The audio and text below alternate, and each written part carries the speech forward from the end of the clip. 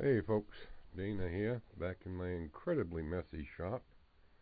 I'm going to start this cane today. It's going to be a waterfall cane. The plan, I'm going to cut off most of these roots here. I'm going to carve this one so that it looks like a couple of rocks with a gap in it. And then make a little resin waterfall into a little pool area here, and then it'll run down the length of the stick. And because of this dog leg here, I might make another little waterfall here. I think that would look pretty cool. And I got this root here. I was going to cut it off, but that looks an awful lot like a fish's tail to me. So I'm thinking maybe I'll maybe carve that into a salmon. Because the salmon I was going to add into the resin stream will be very small.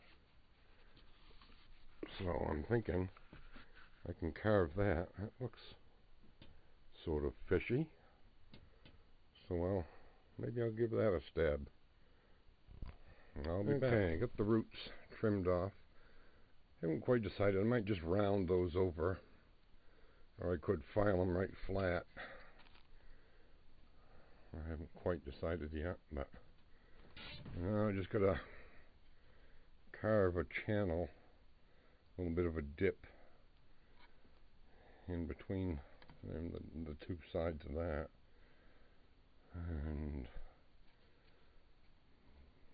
probably make it kind of V-shaped and rounded at the bottom. And that one I'll probably smooth right off. So, and then carve the little pool and start the channel. I'm thinking right about here, what I'd like to try to do is make a little disc out of resin. Pour like a very thin layer, and then paint some very tiny salmon on it, and pour another layer, draw some another layer with salmon on it, kind of offset, so that,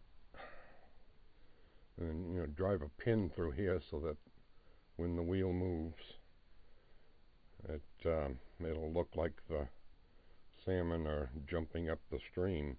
Maybe have a little knob here that can be turned. I mean, when you're holding the cane, you have it in your hand like that. So just push it ahead like that and make the salmon jump. That's the that's the theory, anyways. Like I say, I've never really worked with resin before, so whether or not it'll work, we don't know yet. But I'm gonna give it a try. Well, the little stream is coming along.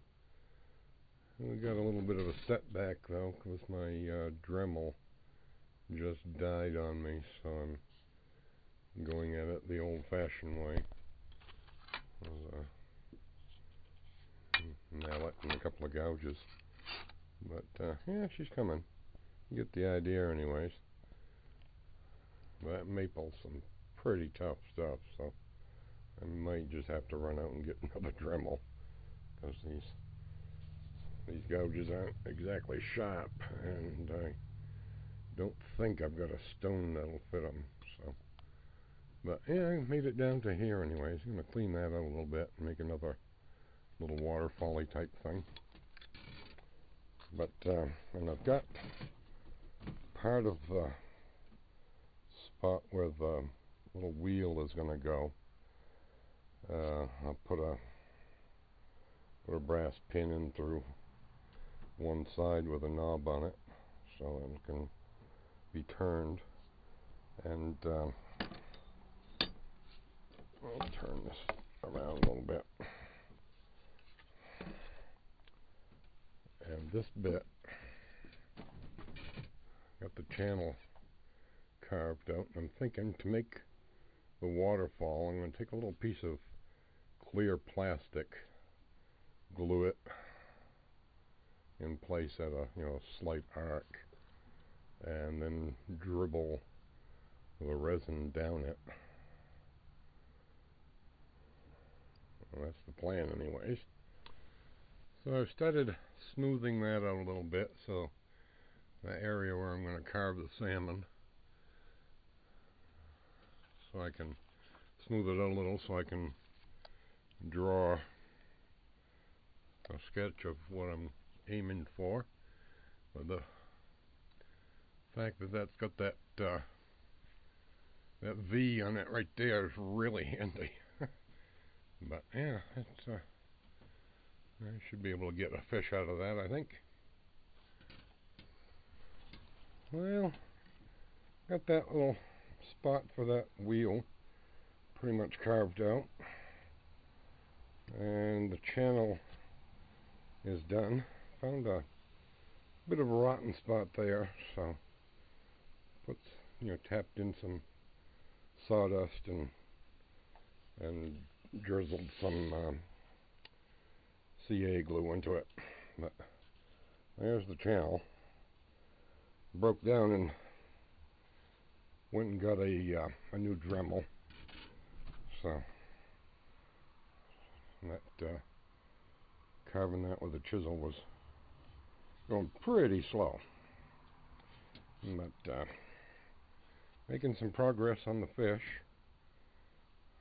It's coming along pretty decent. Yeah, so far so good. Well, salmon's coming along.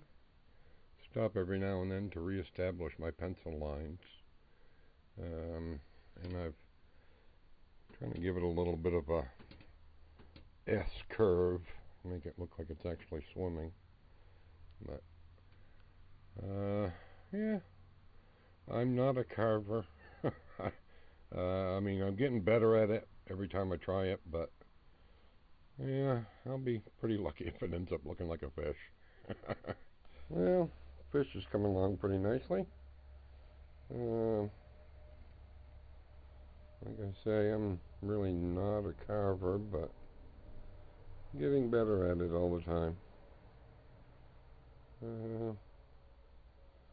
Kind of basically just, I'm not going to bother with the back side of it, but the front side will have some decent details.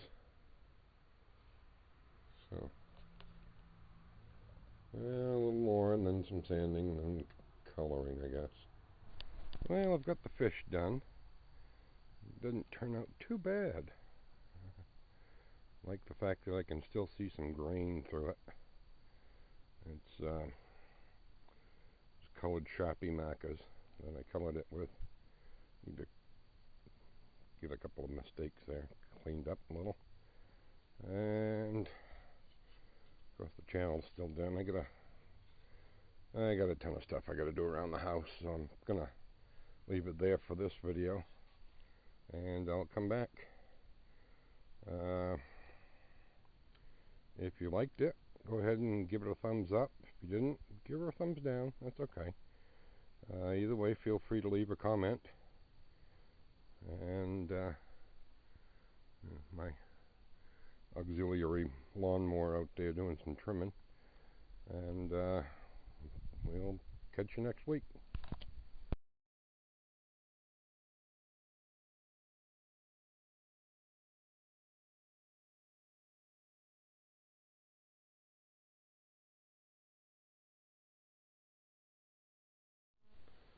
Now, this is one I'm going to collect this fall. It's a little small, but it's an experiment I've been doing on making twisties. In Maine, twisties are really hard to come by. There goes Dougie. We don't have very many native vines that will create a twisty. There's one invasive type that will, but So I had this idea of wrapping the tree in wire, which has worked to a certain degree, but the wire is so small I'm going to have to harvest it early and so I can be able to cut it out. First time I tried it was with this wire, but it was just, there goes the other two. This stuff just wasn't stiff enough. Hey Phoebe.